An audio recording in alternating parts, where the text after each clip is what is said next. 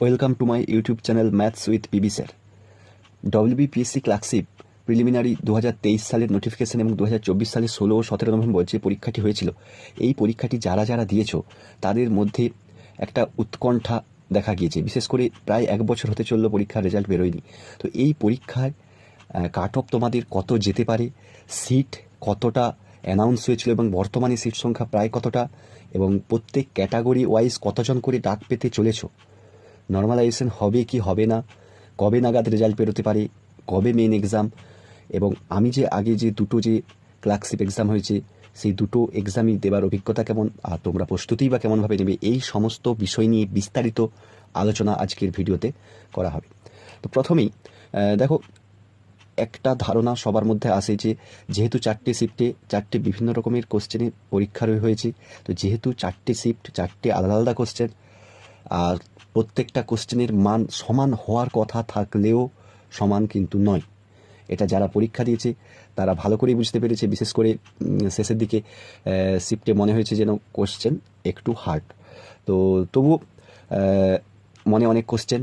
তো দেখো, প্রথমে নর্মালাইজেশনটা কখন করা হয়, এই কোশ্চেনটা উত্তর খুঁজতে গেলে যারা সেন্ট্রাল গভর্নমেন্ট এক্সাম দিচ্ছ তারা ভালো করে জানো যে বিশেষ করে রেলের পরীক্ষা বা বিভিন্ন সেন্ট্রাল গভর্নমেন্টের পরীক্ষায় অনেকগুলি শিফট যদি হয়ে থাকে কোনো পরীক্ষায়, তাহলে কি হয়, নর্মালাইজেশন করা হয়।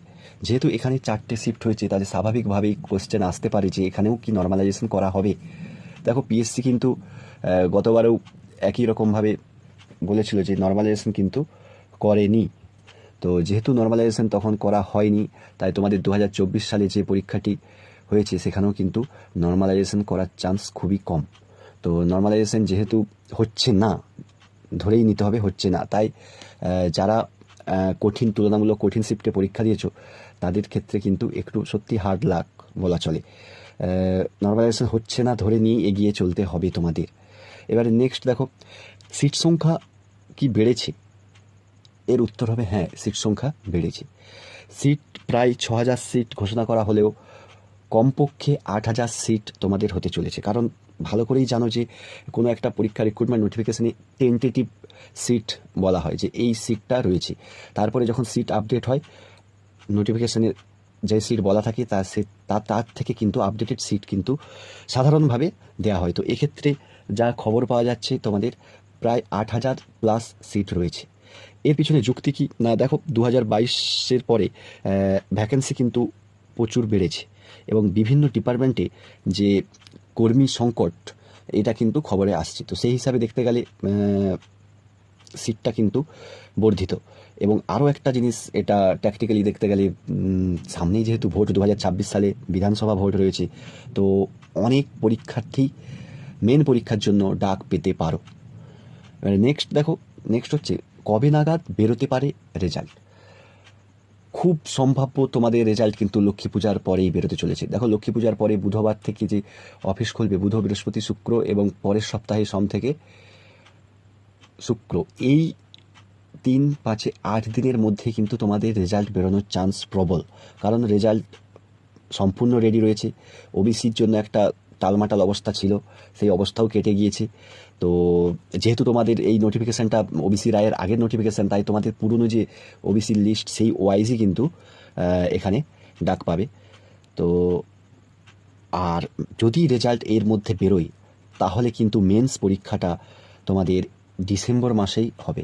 এবং ডিসেম্বর মাসে পিএসসির যে ক্যালেন্ডার সেই অনুযায়ী দেখতে গেলে ডিসেম্বর মাসের 21 তারিখ একটা ফাঁকা ডেট রয়েছে।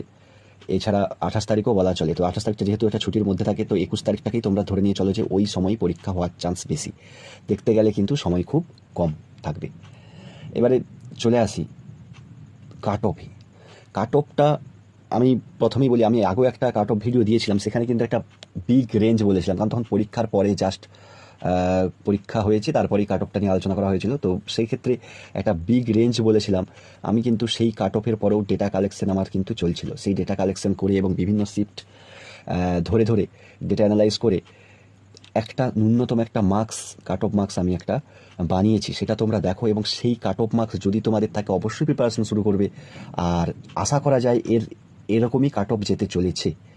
দেখে নাও প্রথমে ক্যাটাগরি ইউআর অথবা জেনারেল ক্যাটাগরি যারা রয়েছে তাদের যদি 53 to 55, হ্যাঁ আবার বলছি যে 53 to 55 অর্থাৎ 53 থেকে 55-র মধ্যে যদি থাকে অবশ্যই প্রিপারেশন শুরু করবে এবং কাট অফটা এরকমই কম যেতে চলেছে। অনেকেরই মনে হবে আমি তো এর থেকে অনেক বেশি পেয়েছি, আমি তো প্রায় 65, 68, 70 পেয়েছি। অবশ্যই যারা 60+ পেয়েছো তারা অবশ্যই নিশ্চিন্ত থাকুন। আর যারা 53 to 55 তোমাদেরও চান্স রয়েছে, হাই চান্স রয়েছে ডাক পাবার। আর দেখো এক্সপেক্টেড কোয়ালিফাইড ক্যান্ডিডেট তোমরা যারা জেনারেলে রয়েছে তোমরা প্রায় 35,000 থেকে 40,000 জন ডাক পেতে চলেছো জেনারেল ক্যান্ডিডেট মেন্স দেওয়ার জন্য। আর ওবিসিবি দেখে নাও 52 to 54, ওবিসিবি যারা রয়েছে 52 to 54, এটা ওবিসিবি কিন্তু আগের যে ওবিসিবির লিস্ট সেই ওবিসিবি যারা রয়েছে তারা কিন্তু 52 to 54, 6,000 থেকে 7,000 জন ডাক পেতে চলেছে ওবিসিবি। ওবিসি এ যারা আগের ওবিসি এ ছিলে 49 to 51, 8,500 থেকে 9,500 মোটামুটি তোমরা এতজন ডাক পেতে চলেছো ওবিসি এ। আর এটা সবাই জানো যে যারা ওবিসি এ তারা কিন্তু জেনারেল ও ইউআর ক্যাটাগরিতেও ডাক পেতে পারো তাদের নাম্বার যদি ইউআর কাট অফ ক্লিয়ার করে। তাই দেখতে গেলে ওবিসি বি এর জন্য 35,000 + 6,000 41,000 থেকে 48,000 জন ওবিসি বি। তোমরা এইভাবে তোমরা কিন্তু ভাববে জেনারেলটাও তোমরা কিন্তু কমপ্লিট করতে পারবে। একই রকম এসসি 45 থেকে 47, 45 to 47 যদি এসসি ক্যান্ডিডেট যদি পেয়েছো অবশ্যই তোমাদের কিন্তু খুব ভালো চান্স রয়েছে। কাট অফ মার্কস এরকমই কম যেতে চলেছে, যেহেতু হিউজ নাম্বার অফ ক্যান্ডিডেট ডাকার চান্স রয়েছে তাই কাট অফ এতটাই কম যেতে চলেছে। এসসি ক্যান্ডিডেট 17,000 থেকে 20,000 জনের মতো ডাক পেতে চলেছো, তাই কাট অফ কিন্তু এতটা কমবে। এসটি ক্যান্ডিডেট দেখো তোমরা 42 বা 40+, এসটি যদি 40 যদি কেউ পেয়েছো, 42 থেকে 44 আমি করেছি, কিন্তু 40 যদি তোমরা পেয়েছো তবে কিন্তু তোমরা ডাক পেতে পারো। 5,000 থেকে 6,000 এসটি ক্যান্ডিডেট ডাক পাবে। ইডাব্লিউএস, যেহেতু ইডাব্লিউএসটা ডেটা প্রথম খুব একটা পাওয়া যাচ্ছিল না, এখন কিন্তু ডেটা মোটামুটি অনেকটাই পাওয়া গিয়েছে। তো ইডাব্লিউএস যারা 46 to 48 এর ওপরে বা এই নাম্বার যদি আছো অবশ্যই প্রিপারেশন শুরু করো এবং কাট অফটা এরকমই যেতে চলেছে। ইডাব্লিউএস জানো তোমরা 10% সংরক্ষণ রয়েছে, তাই 8,500 থেকে প্রায় 9,500-র মতো ডাক পেতে চলেছো। আর পিএইচ অ্যান্ড আদার্স ক্যাটাগরি যারা রয়েছে তাদের 35 থেকে 37 এইরকমই কাট অফ যাবে। তোমাদেরও সিট প্রায় 1,000 থেকে 1,500-এর মতো ডাক পাবে। পিএইচ অ্যান্ড আদার্স মানে এক্স সার্ভিসম্যান সহ বিভিন্ন এক্সেমটেড ক্যাটাগরি যা রয়েছে তাদের জন্য। তো এই নাম্বারটা যাদের আসছে অবশ্যই প্রিপারেশন শুরু, দুর্গাপূজা শেষ তাই অবশ্যই প্রিপারেশন শুরু করো। রেজাল্ট তোমাদের খুব শীঘ্রই বেরোতে চলেছে এবং ডিসেম্বর মাসেই পরীক্ষা হতে চলেছে।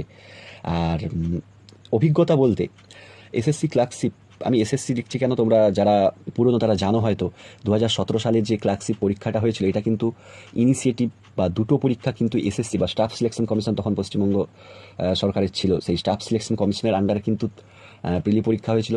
তারপরে কিন্তু মেন পরীক্ষা পিএসসি কিন্তু হ্যান্ড ওভার করে নেয় পুরো প্যানেলটাকে। মেন পরীক্ষাও এসএসসি নিয়েছিল, তো পিএসসি কিন্তু পুরো একদম কম্পিউটার টেস্ট থেকে শুরু করে প্যানেল তৈরি সব পিএসসির হাত ধরে হয়। তো যেহেতু ওইটা কম্বাইন এসএসসি এবং পিএসসি কম্বাইন ছিল, ওই পরীক্ষাতে কিন্তু খুব কম সংখ্যক 1200টা সিট ছিল। তো 1200টা সিট ছিল, সেখানে কিন্তু মেনের কোশ্চেনও খুবই কঠিন ছিল। আমার মনে রয়েছে মৌলানা আবুল কালাম আজাদ কলেজে আমার সিট পড়েছিল এবং সেই প্রথম অভিজ্ঞতা ওই 1 ঘন্টায় 6টা রাইটিং লেখার, হাতের লেখার তো কী অবস্থা হয়েছিল সেটা মানে পরীক্ষা দিয়ে মনে হয়েছিল যদি বাদ যায় হাতের লেখার জন্য, কিন্তু যাই হোক পাস করেছিলাম এবং কম্পিউটার টেস্টও দিয়েছিলাম। তো এই এসএসসি 2017 যেটা ক্লার্কশিপ ছিল সেখানে কিন্তু কোশ্চেন কিন্তু মোটামুটি মডারেট ছিল। এরপর চলে আসি পিএসসি ক্লার্কশিপ যেটা 2019-এ হয়েছে, এখানে কিন্তু আমি শখেই দিতে গিয়েছিলাম বলা চলে যে জাস্ট অভিজ্ঞতার জন্য। 2019 সালের কিন্তু কোশ্চেন অনেকটাই প্র্যাকটিস করেছিলাম বলে কোশ্চেন কিন্তু কমনও এসেছিল।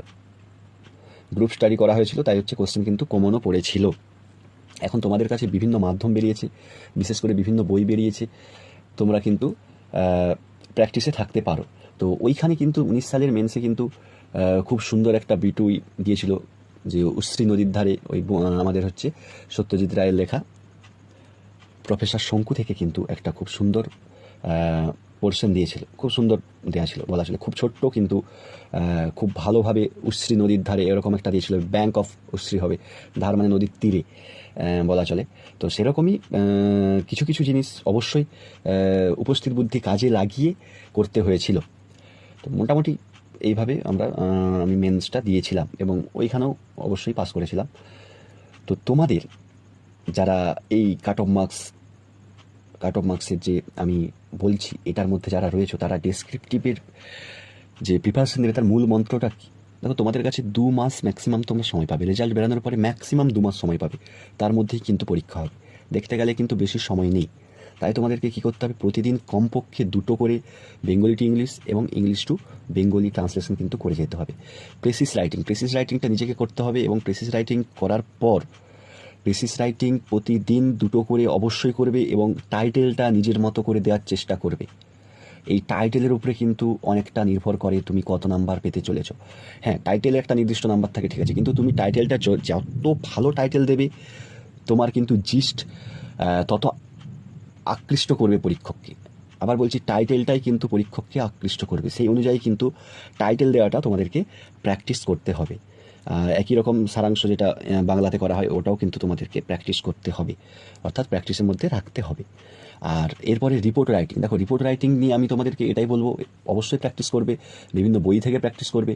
এছাড়াও রিপোর্ট রাইটিংটা সাধারণত যেটা পড়ে সেটা হচ্ছে সাম্প্রতিক ঘটনাবলী নিয়ে কিন্তু রিপোর্ট রাইটিংটাই কিন্তু পড়ে।